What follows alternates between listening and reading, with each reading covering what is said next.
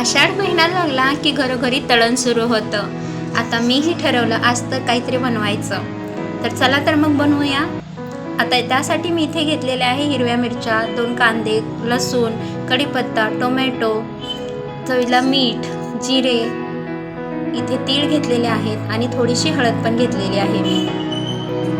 आता तीळ सोडून बाकीचं मी आता कांदा आणि टोमॅटो बारीक चिरून घेणार आहे आणि बाकी मिरची, लसूण, जिरे ते थोडंसं वाटून घेणार आहे.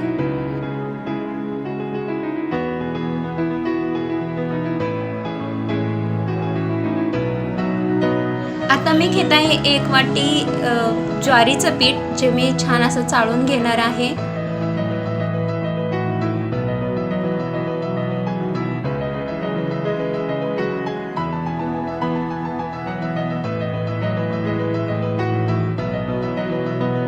एक वाटी गव्हाचं पीठ, तेही मी छान चाळून घेते व्यवस्थित.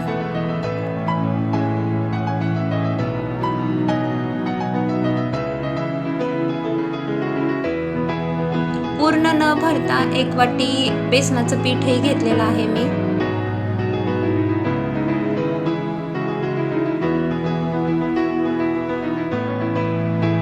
थोडासा मैदा पण मी टाकत आहे.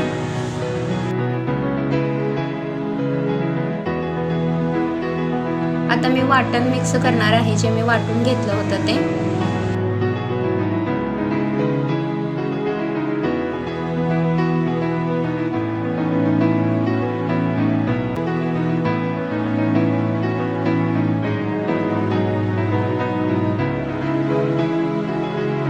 आता हे मी पूर्ण पीठ एकजीव करून घेणार आहे. ज्वारी, गहू, बेसनचं पीठ आणि थोडासा मैदा टाकलेला आहे आणि सगळे मसाले एकत्र छान मिक्स व्हावेत, एकजीव व्हावेत, यासाठी मी ह्याला खूप वेळ असं छान मळून घेणार आहे.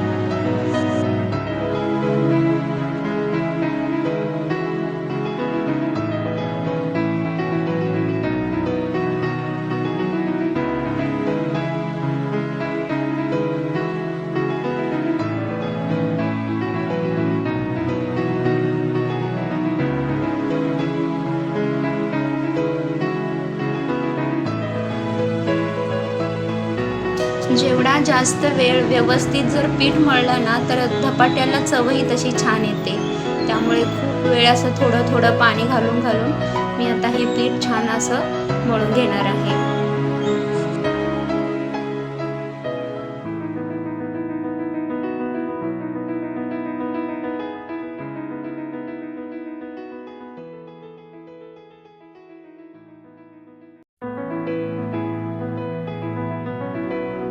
आता हे छान मळलेल्या पिठावरती मी एक ओला कपडा टाकून थोडा वेळ ठेवणार आहे, जेणेकरून पीठ छान फुलेल.